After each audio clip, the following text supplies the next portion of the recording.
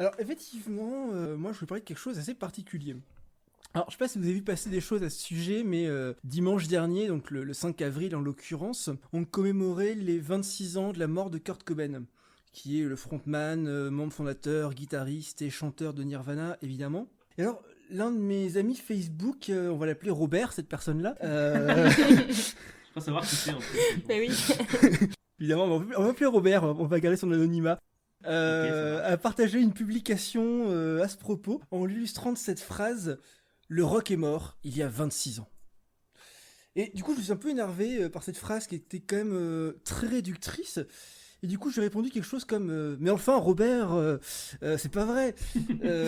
Alors, c'est vrai que Cobain et Nirvana, avec lui, incarnent vraiment quelque chose de sacré dans le rock, dans le grunge et de manière plus générale dans la musique. Hein. Dire que le rock reposait entièrement sur ses épaules et qu'il l'emportait dans sa tombe, c'est extrêmement réducteur.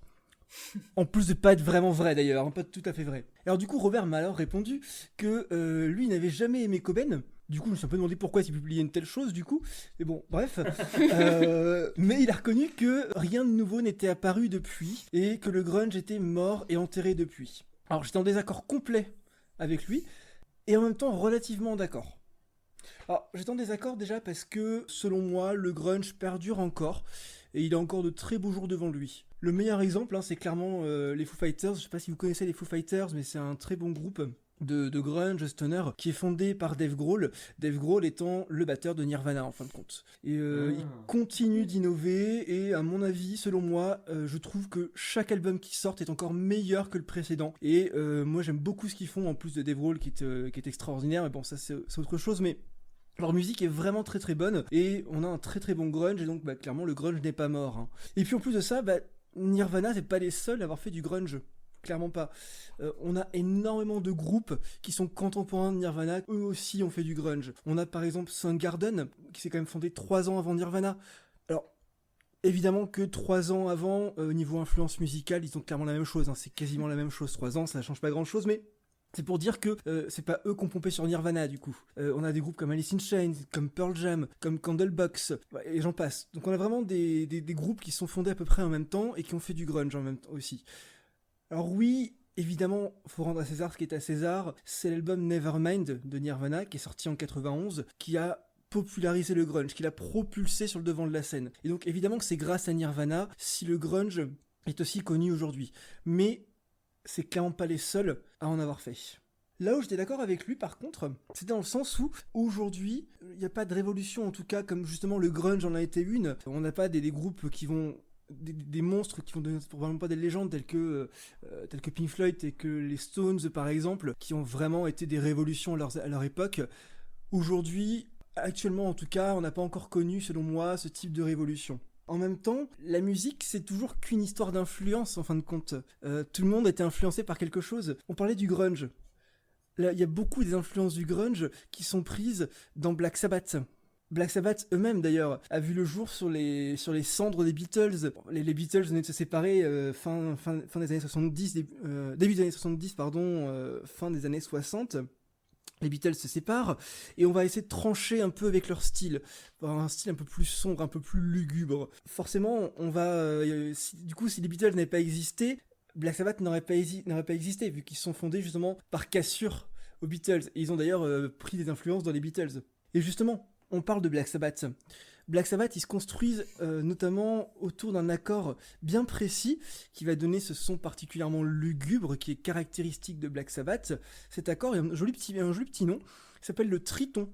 Et c'est un accord qui est connu et utilisé depuis le Moyen-Âge déjà. D'accord. On a des traces écrites de cet accord au Moyen-Âge. Donc comme quoi, il n'y a pas non plus une innovation complète, vu qu'on récupère des choses qui ont été créées il y a des siècles avant eux, du coup. Puis, puisqu'on parlait des Beatles également, bien sûr, les Beatles ont clairement révolutionné le rock à leur époque. Ça peut paraître désuet, même moi le premier, aujourd'hui, je suis pas spécialement un grand fan des Beatles, mais il faut reconnaître qu'à leur époque, c'était une révolution complète. On n'avait jamais entendu ce qu'ils faisaient. Mais c'est pas venu de nulle part non plus. Si les Beatles ont joué, c'est grâce à des gens comme Elvis ou comme Johnny Cash, dont on parlait lors de l'épisode 2 la dernière fois. Et eux-mêmes, d'ailleurs, ont été influencés par des styles comme le blues, comme le gospel, qui eux-mêmes ont influencé certainement par d'autres styles, et on peut remonter encore très loin, je pense, dans l'histoire de la musique. Donc au final, tout n'est qu'histoire d'influence, et c'est peut-être pour ça que aujourd'hui, il y a pas on trouve qu'il n'y a pas de nouveauté, parce que en même temps, oui, forcément, tout est inspiré de quelque chose au préalable. Et puis, peut-être que justement, s'il n'y a plus d'innovation, comme je disais, c'est peut-être parce que justement, il y a tellement de choses qui ont été explorées dans la musique, on a tellement tout fait, qu'au final, il n'y a peut-être plus grand-chose à faire non plus, et qu'on va continuer de s'inspirer de ce que faisaient les autres auparavant. Ou peut-être qu'aussi, simplement, on n'a pas juste le recul nécessaire pour s'apercevoir qu'il y a de très très bonnes choses qui sont en train de se créer, peut-être même des choses révolutionnaires qui sont en train de se créer sous notre nez, en fait. Je sais pas ce que vous en pensez là-dessus, je vais un peu avoir votre avis là-dessus, en fait. C'est hyper intéressant cette question, et je trouve que tu as déjà pas mal résumé tout ça. Quand tu parlais plusieurs fois de révolution, moi, ça me faisait penser à... J'avais entendu ça en histoire de l'art une fois, qu'une révolution, on voit souvent ça comme un renouveau, mais qu'en fait, au sens un peu plus littéral du terme, c'est aussi un retour au point de départ. Et où, du coup, on va essayer d'innover, on va modifier plein de choses, et puis au final, on va revenir à des sons déjà connus avant, à des choses qu'on connaissait déjà, mais voilà, le chemin qui nous a amené à faire cette révolution, il va aussi amener un son nouveau, qui s'inspire justement de tout ce qui a été fait auparavant. Donc voilà, pas forcément de nouveautés pures et dures, mais juste prendre plein d'influences différentes qui peuvent être très anciennes ou qui peuvent venir de plein d'endroits différents, et puis réussir à sortir quelque chose qui n'a pas encore été fait. Ah oui, au final, c'est ça. Tu récupères ce qui se faisait avant pour faire quelque chose de nouveau, en fait. Et ouais. Moi, je suis complètement d'accord avec vous, en fait. Pour moi, c'est clair qu'il y a... créer quelque chose de nouveau in situ de rien du tout, c'est impossible, mais c'est même pas forcément le cas que dans la musique, c'est le cas aussi dans la littérature, dans le cinéma, dans la photo, dans tous les arts, en fait.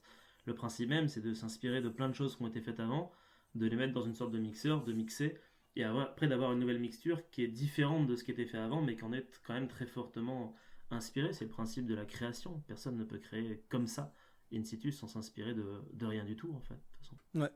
C'est bien, on est tous d'accord. C'est ça, c'est magnifique. mais... Meilleur débat. C'est le meilleur débat du monde, tout le monde est d'accord. Il faudrait inviter ton ami Robert, du coup, je pense. Oui.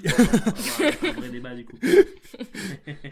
Non, mais c'est clair que oui, il y a... Et puis dans la musique, moi, après, je suis pas suffisamment calé pour vous donner des noms, mais c'est clair que le rock descend lui-même du jazz, qui descend du blues, qui descend des musiques anciennes, etc. Enfin, tout est lié de toute façon de base. Même dans ce que tu as dit, Lila, dans ta chronique au tout début, je pense que c'est pas pour rien si toutes les civilisations visiblement européennes et probablement du monde ont toutes une cornemuse. Oui. C'est que ça part bien de quelque part à un moment donné, en fait. C'est juste qu'aujourd'hui, dans la culture populaire, on a gardé cornemuse pour pays celtiques et peut-être plus vulgairement juste l'Écosse, mais il y en a partout, en fait, concrètement. Et c'est le principe même de la musique et de l'art, c'est qu'il est partout et que tout le monde s'inspire de tout le monde, au final. Ouais. Puis sans doute que au départ, même les premiers instruments qui ont été faits, c'était aussi sans doute pour s'inspirer de sons extérieurs, de sons d'animaux, de sons naturels, de choses comme ça. Et du coup, ça aussi, c'est des choses qu'on va retrouver dans certains instruments anciens et qui vont être modifiés après dans d'autres instruments. Mais on va retrouver aussi toutes ces sonorités qu'on peut avoir dans la nature aussi, quoi. Oui, clairement. Mais j'ai un exemple qui me vient en tête. Alors après, ça va être de l'extrapolation totale, mais la première flûte en os qu'on ait retrouvée, créée par les humains, qui est aurignacienne, si je ne m'abuse, et en os d'oiseau, si je l'entends bien, non ? Il me semble. Ça, hein. Ouais, et l'oiseau, ça fait des sons qui peuvent ressembler à enfin, la flûte fait des sons qui peuvent ressembler à des sons d'oiseaux, en fait, des choses très aiguës, des mélodies très mélodieuses. Donc, est-ce qu'il n'y a pas là une métaphore sous-jacente d'utiliser le reste de l'animal pour faire un son identique à celui de l'animal ? Bon, après, c'est de l'os de vautour, je crois, donc je suis pas sûr que le vautour a un son très mélodieux. Je connais pas trop le son du vautour. Oui, mais on retrouve ça après exactement avec la cornemuse. Il y a beaucoup de cornemuses qui sont faites avec des peaux de chèvre, notamment. Et je vous ai parlé tout à l'heure de la cabrette. En occitan, ça veut dire petite chèvre. Et ça a un son qui fait un petit peu penser au son très très agréable, au cri très agréable de la chèvre. C'est la cabrette, c'est ouais, ça, c'est ce que la tu dis. cabrette. Attends, faut que je cherche cabrette. Je suis Ça va désolé, faire mal. je suis beaucoup trop. Ah oui, d'accord. C'est absolument génial. C'est ignoble. Ah, mais ça me donne envie de participer à un bal folk, moi, en fait, là, tout de suite. C'est incroyable. Moi, j'adore la cornemuse, et puis, plus c'est pas que plus c'est strident, plus j'aime bien, mais c'est que ça. Il y a un. Je sais pas, il y a un patrimoine derrière. En fait, tu le sens directement que t'as un truc, tu dis waouh, putain, ça me donne envie de. Parce que c'est ce qu'on disait tout à l'heure avec les cornemuses, quand j'entends un air de cornemuse, ça me donne envie d'être dans les Highlands, d'avoir du vent, etc., dans la gueule, et d'aller tabasser des Anglais, quoi, en fait. En fait. Mettons-nous Voilà, de la mais alors, peinture en bleue fait, sur la gueule, allons-y. C'est ça. mais c'est vrai, avec de la peinture blanche sur la gueule, exactement.